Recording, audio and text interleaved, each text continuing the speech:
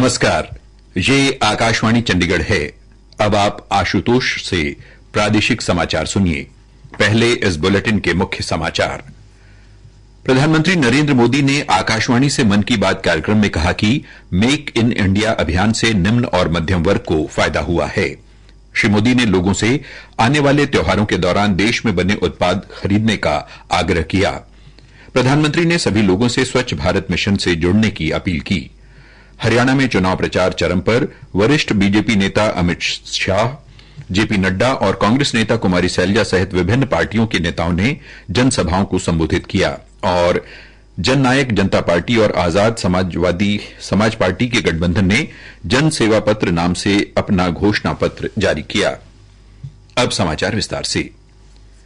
प्रधानमंत्री नरेंद्र मोदी ने कहा है कि मेक इन इंडिया पहल के कारण भारत विनिर्माण शक्ति का केंद्र बन गया है।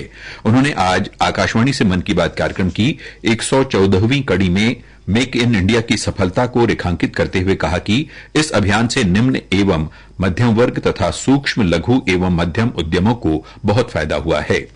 श्री मोदी ने कहा कि इस अभियान की सफलता में देश के बड़े उद्योगों और छोटे दुकानदारों का योगदान मिला है। उन्होंने कहा कि इससे निर्यात बढ़ा है और प्रत्यक्ष विदेशी निवेश आकर्षित हुआ है। श्री मोदी ने कहा कि अब हम मुख्य रूप से दो चीजों पर फोकस कर रहे हैं। पहली है क्वालिटी, यानी हमारे देश में बनी चीजें ग्लोबल स्टैंडर्ड की हों। दूसरी है वोकल फॉर लोकल, यानी स्थानीय चीजों को ज्यादा से ज्यादा बढ़ावा मिले। मन की बात में हमने hashtag my product my pride की भी चर्चा की है। प्रधानमंत्री ने लोगों से आने वाले त्योहारों के दौरान देश में बने उत्पाद खरीदने का आग्रह किया। आप फिर से अपना पुराना संकल्प भी जरूर दोहराइए। कुछ भी खरीदेंगे वो मेड इन इंडिया ही होना चाहिए। कुछ भी गिफ्ट देंगे वो भी मेड इन इंडिया ही होना चाहिए। सिर्फ मिट्टी के दिए खरीदना ही वोकल फॉर लोकल नहीं है। आपको अपने क्षेत्र में बने स्थानीय उत्पादों को ज्यादा से ज्यादा प्रमोट करना चाहिए। ऐसा कोई भी प्रोडक्ट जिसे बनाने में भारत के किसी कारीगर का पसीना लगा है, जो भारत की मिट्टी में बना है, वो हमारा गर्व है। श्री मोदी ने एक उदाहरण देते हुए कहा कि स्वयं सहायता समूहों द्वारा स्थानीय उत्पादों के संरक्षण के लिए किया जा रहा काम मेक इन इंडिया की मूल भावना का प्रतीक है। प्रधानमंत्री ने स्वच्छ भारत मिशन की सफलता को उजागर करते हुए कहा कि 2 अक्टूबर को गांधी जयंती पर स्वच्छ भारत मिशन के 10 वर्ष पूरे हो रहे हैं। आने वाले 2 अक्टूबर को स्वच्छ भारत मिशन के 10 साल पूरे हो रहे हैं। ये अवसर उन लोगों के अभिनंदन का है जिन्होंने इसे भारतीय इतिहास का इतना बड़ा जन आंदोलन बना दिया। ये महात्मा गांधी जी को भी सच्ची श्रद्धांजलि है, जो जीवन पर्यंत इस उद्देश्य के लिए समर्पित रहे। श्री मोदी ने कहा कि इस मिशन की सफलता है कि कचरे से संपदा मंत्र लोगों में लोकप्रिय हो रहा है। उन्होंने कहा कि अब लोगों ने रिड्यूस, रीयूज और रिसाइकिलिंग की बात शुरू कर दी है। उन्होंने इस मिशन को जन अभियान बनाने वाले लोगों की सराहना की और सभी से स्वच्छता ही सेवा अभियान से जुड़ने की अपील की। श्री मोदी ने कहा, स्वच्छता को लेकर जारी अभियान से हमें ज्यादा से ज्यादा लोगों को जोड़ना है और ये अभियान किसी एक दिन का, एक साल का नहीं होता है। ये युगों युगों तक निरंतर करने वाला काम है। ये जब तक हमारा स्वभाव बन जाए स्वच्छता, तब तक करने का काम है। श्री मोदी ने एक पेड़ मां के नाम महाअभियान में भाग लेने के लिए भी सभी लोगों को प्रोत्साहित किया। उन्होंने कहा कि पूरे समाज को इसके आश्चर्यजनक परिणाम मिले हैं जो निश्चित तौर पर प्रेरणादायी हैं। जल संरक्षण के महत्व को रेखांकित करते हुए प्रधानमंत्री ने कहा कि बरसात के दिनों में संरक्षित किया गया पानी जल के अभाव वाले महीनों में बहुत ही मददगार साबित हो सकता है। कैच द रेन अभियान की यही मूल भावना है।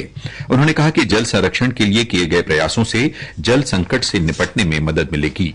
विकास भी विरासत भी मंत्र पर जोर देते हुए प्रधानमंत्री ने हाल ही में अमेरिकी दौरे में अमेरिका द्वारा करीब 300 प्राचीन कलाकृतियां लौटाए जाने का उल्लेख किया। ऐसी कलाकृतियों की तस्करी को गंभीर अपराध बताते हुए प्रधानमंत्री ने कहा कि भारत इन बहुमूल्य कलाकृतियों को वापस लाने के लिए अनेक देशों के संपर्क में है। मातृभाषा के महत्व पर बल देते हुए प्रधानमंत्री ने कहा कि हमारे देश में 20,000 भाषाएं और बोलियां हैं। उन्होंने इन भाषाओं, विशेषकर संथाली भाषा को संरक्षित करने के प्रयासों की सराहना की। प्रधानमंत्री ने कहा कि मन की बात कार्यक्रम की आज की कड़ी उनके लिए विशेष रूप से भावुक कर देने वाली है, क्योंकि इसके साथ ही इस कार्यक्रम के 10 वर्ष पूरे हो रहे हैं।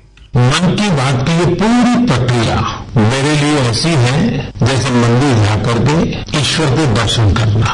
मन की बात की हर बात को, हर घटना को, हर चिट्ठी को मैं याद करता हूं, ऐसा लगता है कि मैं जनता जनार्दन, जो मेरे लिए ईश्वर का रूप है, मैं उनका दर्शन कर रहा हूं। साथियों, मैं आज दूरदर्शन, प्रसार भारती और ऑल इंडिया रेडियो से जुड़े सभी लोगों की भी सराहना करूंगा। उनके अथक प्रयासों से मन की बात इस महत्वपूर्ण पड़ाव तक पहुंचा है। मैं विभिन्न टीवी चैनल्स को, रीजनल टीवी चैनल्स का भी आभारी हूं, जिन्होंने लगातार इसे दिखाया है। मन की बात के द्वारा हमने जिन मुद्दों को उठाया, उन्हें लेकर कई मीडिया हाउसेज ने मुहिम भी चलाई। मैं प्रिंट मीडिया को भी धन्यवाद देता हूं कि उन्होंने इसे घर घर तक पहुंचाया। मैं उन यूट्यूबर्स को भी धन्यवाद दूंगा जिन्होंने मन की बात पर अनेक कार्यक्रम किए।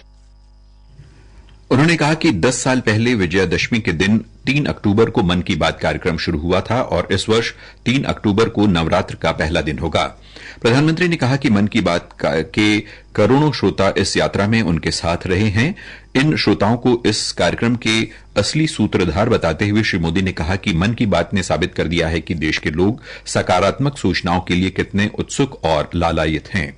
श्री मोदी ने श्रोताओं से मन की बात पर चल रही प्रतियोगिता में भागीदारी का आह्वान करते हुए कहा, मन की बात कार्यक्रम पर आधारित एक क्विज कंपटीशन भी चल रहा है, जिसमें कोई भी व्यक्ति हिस्सा ले सकता है। mygov.in पर जाकर आप इस कंपटीशन में हिस्सा ले सकते हैं और इनाम भी जीत सकते हैं।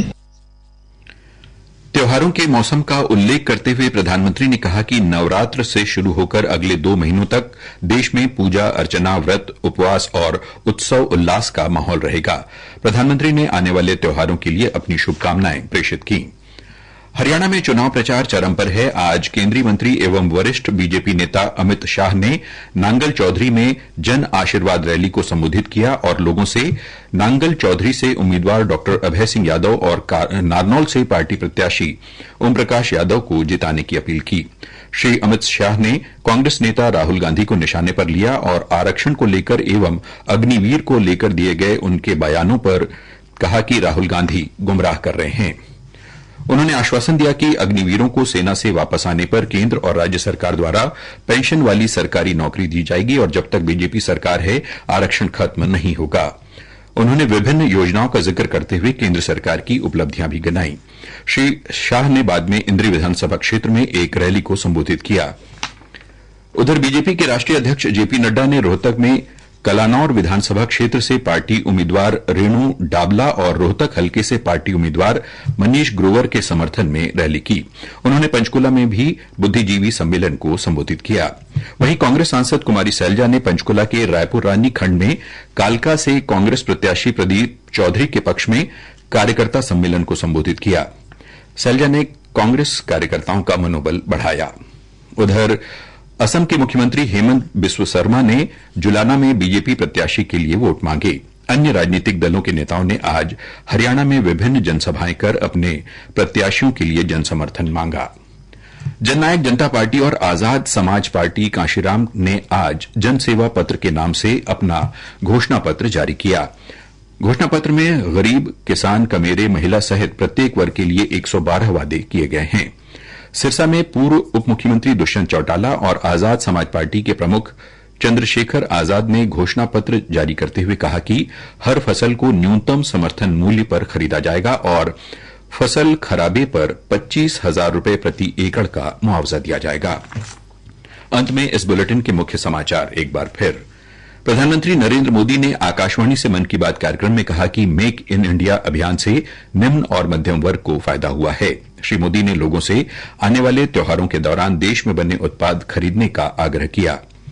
हरियाणा में चुनाव प्रचार चरम पर। वरिष्ठ बीजेपी नेता अमित शाह, जेपी नड्डा और कांग्रेस नेता कुमारी सैलजा सहित विभिन्न पार्टियों के नेताओं ने जनसभाओं को संबोधित किया। इसके साथ ही प्रादेशिक समाचार समाप्त हुए।